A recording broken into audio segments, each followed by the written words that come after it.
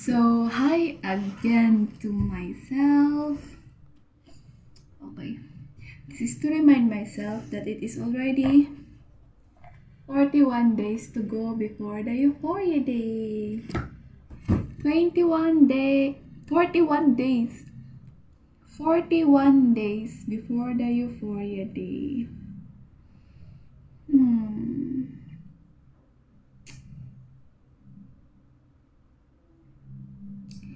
41 days.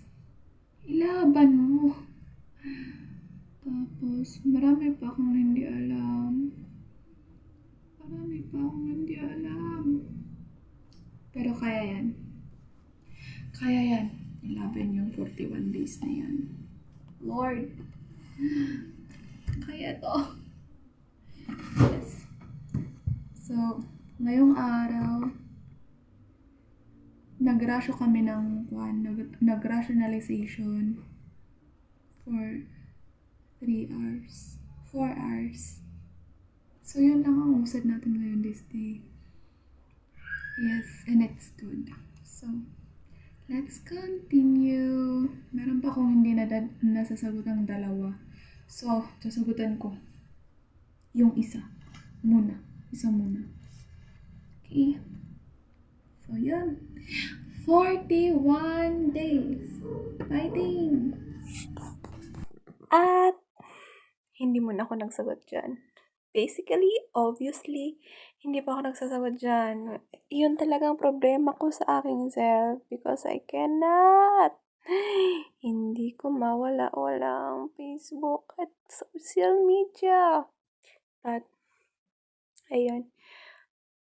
Magsasagot pa ako ng isang question na 1 to 100 na kwan yan.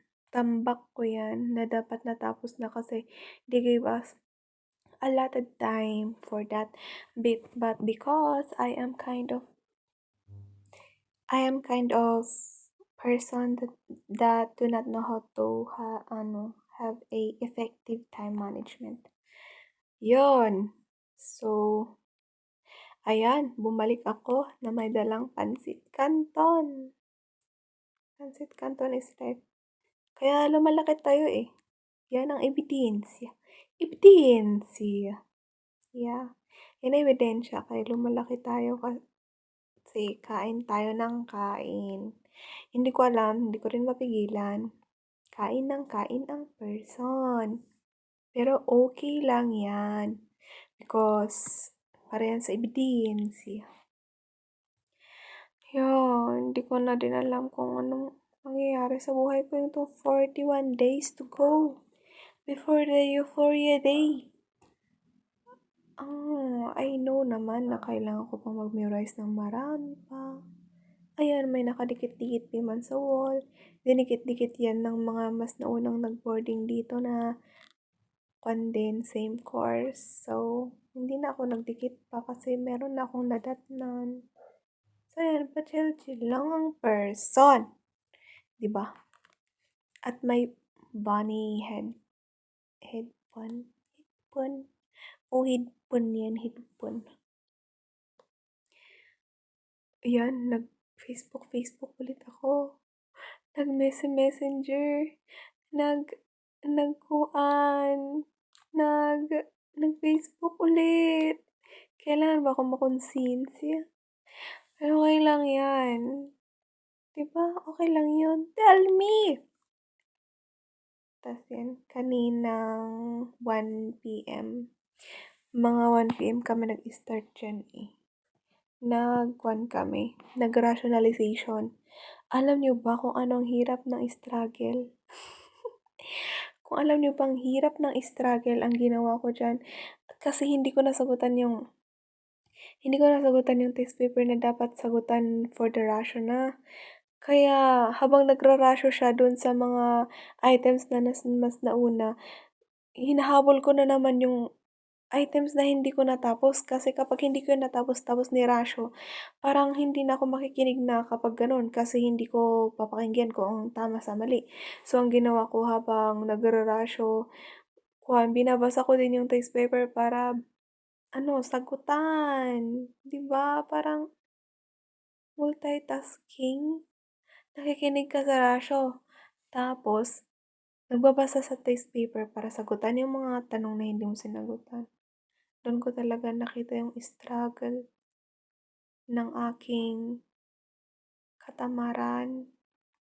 Kasi imbis na sagutan ko yun for how many days, hindi ko nagawa. So, ayan, nag-struggle ako sa rationalization. Kaya parang, sige, ulitin ko na lang ulit na basahin yung test paper na may ratio na at ang mga tamang sagot kasi hindi ako nakapag-focus. 'Di ba? Ang galing kong magkwento. Ayan. Tapos, pa-water-water na ang person kasi kailangan daw natin hydrated. 'Di ba? So, ayan. Dalawa kami ni Caroline. Nandun siya sa kwarto niya na nagrarasyo din kami. We're the same. Nakikinig sa may rasyo. Ayan. Lumabas siya kasi bumili siya ng chichirya. Tapos yun, nag-stretch ako. Kasi yung puwet ko ba parang nag-numbed. So, I need to stretch. Habang nagrarasyo, nag-exercise ang person. Ha, ha, ha. Diba? Nag-close na si Caroline ng pintuan niya. Kasi nag-i-echo lang yung speakers namin. Kaya yun, parang nag-i-echo. Kaya mas maganda kapag i-close na lang. Diba? So, ayan. Ganun pa din. Dating gawi. Habang nagrarasyo siya, nagbabasan ako ng ibang question para sagutan. Para kapag umabot siya dun sa question na yon, may marasyo. 'Di ba? Ano ba yan? That's how it is. That's how it works. Nakakabagot nga. At dyan, sa punto niyan, nilalabanan ko talaga ang antok ko. At apaka-oily na din ng skin ko. So, ginamit-gamit ko yung eraser ng lapis. Tapos, yan. Nagpatuloy ang rasyo. Kala ko matatapos agad. Kasi ang bilis-bilis ni Sir pa naman magrasyo. Pero it's okay din naman yung pacing niya. Naiintindihan din naman. Pero alam mo yun, kahit narasyo niyo na, tapos mamaya kapag lalabas ulit yung question na yun, mamaya mali ulit. Ano ba yan? Anong ginagawa mo sa rasyo? At kapag inulit mo yung question na yun, mali pa din. It's so sad. But it's fine. It's already 41 days to go before the Euphoria Day. And I can do it with Christ. I can do it with God who will help me. I can do it. But I need to work because nasa tao ang gawa, nasa Diyos ang awa. Okay, good night. That's for today. All the best. Bye-bye, myself.